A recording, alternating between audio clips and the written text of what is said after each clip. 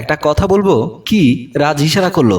আমি বললাম আবার। তারপর দুজন শুয়ে পড়লাম। শোয়া থেকে উঠে আমি বললাম, যে আগুন নিভাতে পারবে না সে আগুন জ্বালাও কেন? অপরাধীর মতো রাজ আমার দিকে তাকিয়ে রইল। এই জন্যই বুঝি তোমার আগের বউ চলে গেছে? আগের বউ ছেড়ে চলে যাওয়ার কথা শুনে রাজ কিছুটা লজ্জা পেল। রাজ বুঝলো আমি ঠিকই বলেছি।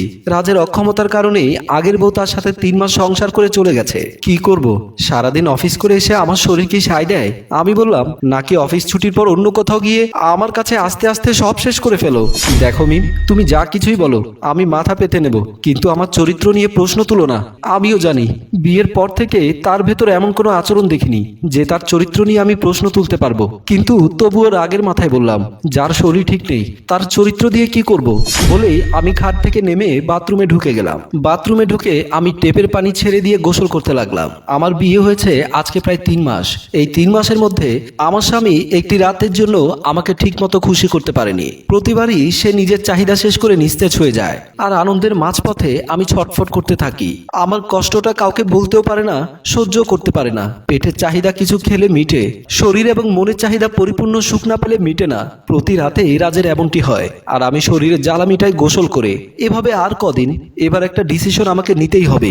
পরের দিন আমি বাপের বাড়িতে চলে আসি। বাবা আমার ড্রয়িং রুমে বসেছিল।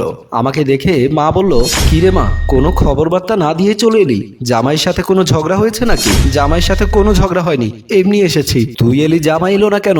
ওর আসতে ইচ্ছা হয়নি তাই আসেনি, আমার আসতে ইচ্ছে হয়েছে তাই আমি এসেছি। এত কৈফিয়ত দিতে হবে জানলে আসতাম না। এই বলে ড্রয়িং রুম থেকে সোজা আমি ভাবি রুমের দিকে চলে গেলাম। মা বলল, নিশ্চয় জামাইয়ের সাথে ঝগড়া করে চলে এসেছে। আচ্ছা ঠিক আছে, আমি রাজকে ফোন করে দেখব। ভাবির রুমে গিয়ে দেখি ভাবি কার সাথে মোবাইলে কথা বলছিল। আমি ভাবির সাথে কোনো কথা না বলে ভাবির পাশে বসে রইলাম। ভাবি মোবাইলের লাইন কেটে আমাকে বলল, কখন এসেছো? একটু আগে। কোনো খবর বার্তা না দিয়ে চলে এলে? ভাবি, এই প্রশ্ন শুনতে শুনতে আমি বোর হয়ে গেছি। বাবার বাড়িতে মেয়ে আসবে, খবর বার্তা দিতে হবে কেন? না সেটাও ঠিক, তবুও তুমি খবর বার্তা দিলে একটু আলাদাভাবে তোমার জন্য কিছু করতাম আর কি। আলাদাভাবে যদি কিছু করতে চাও তবে রাজের থেকে আমাকে ডিভোর্স নিয়ে দাও। আমার মুখে এমন কথা শুনে ভাবি আমার দিকে তাকিয়ে রইল। মনে হচ্ছে ভাবি যেন ভূত দেখেছে। আমি বললাম, কি হলো, এভাবে তাকিয়ে আছো কেন? তুমি হঠাৎ এই কথা বলছো কেন? বলো তো ভাবি, তুমি কি তোমার বাপের বাড়িতে খেতে না পেরে আমার ভাইকে বিয়ে করেছো? ভাবি বলল, না, আমিও কি আমার বাপের বাড়িতে খেতে না পেরে রাজকে বিয়ে করেছিলাম? সে ডিভোর্সি জানার পরেও তাকে আমি বিয়ে করতে রাজি হয়েছিলাম। এখন সমস্যা কি? আমি ভাবিকে কথাটা বলতে এক বিন্দুও দ্বিধাবোধ করলাম না। প্রতি রাতে জ্বলার চাইতে একবার লাজ লজ্জার মাথা খাওয়াই ভালো। আমি বললাম, সে অক্ষম মানে? ভাবির প্রশ্নটা শুনে আমার মাথা আরো গরম হয়ে গেল।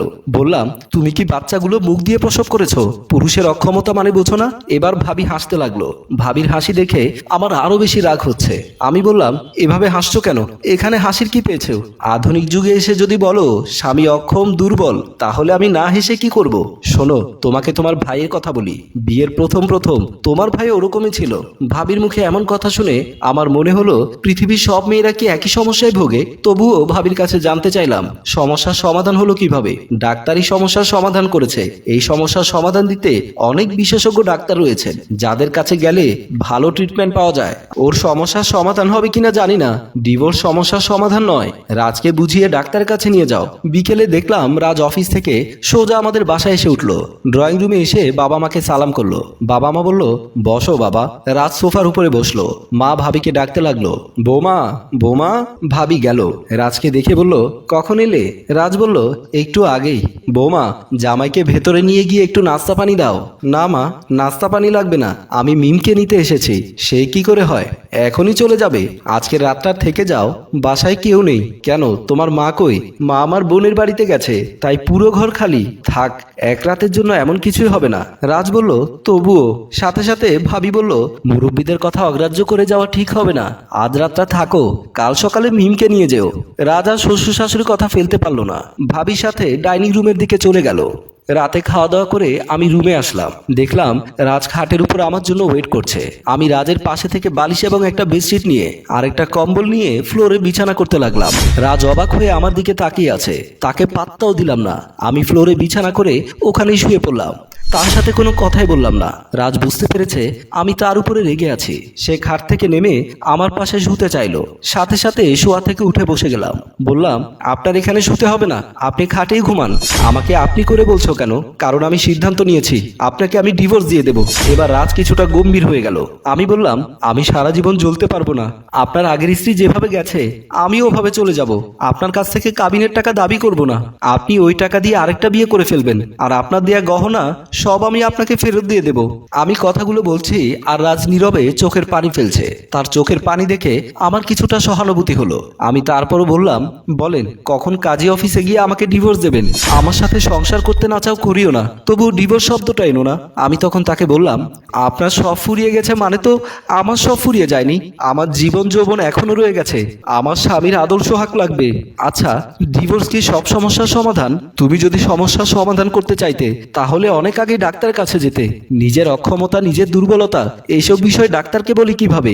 আমার মাথা তখন একদম গরম হয়ে গেল। আমি বললাম, ডিভোর্স খেয়ে হাজার মানুষের সামনে যেতে লজ্জা পাও না, আর নিজের দুর্বলতা নিয়ে একজন ডাক্তারের কাছে যেতে লজ্জা লাগে? ঠিক আছে, কাল তোমাকে নিয়ে ডাক্তারের কাছে যাব। ঠিক আছে, কালকে যদি ডাক্তারের কাছে গিয়ে ব্যবস্থাপত্র নেওয়ার পরে যখন দেখব তুমি ঠিক হয়েছো, তারপর থেকে আমি তোমার সাথে ঘুমাবো। আর না হয় ততদিন আমি এভাবে একা থাকবো। তোমাকে এটা লাস্ট সুযোগ দিলাম। পরের দিন রাজ আমাকে নিয়ে ডাক্তারের কাছে গেল।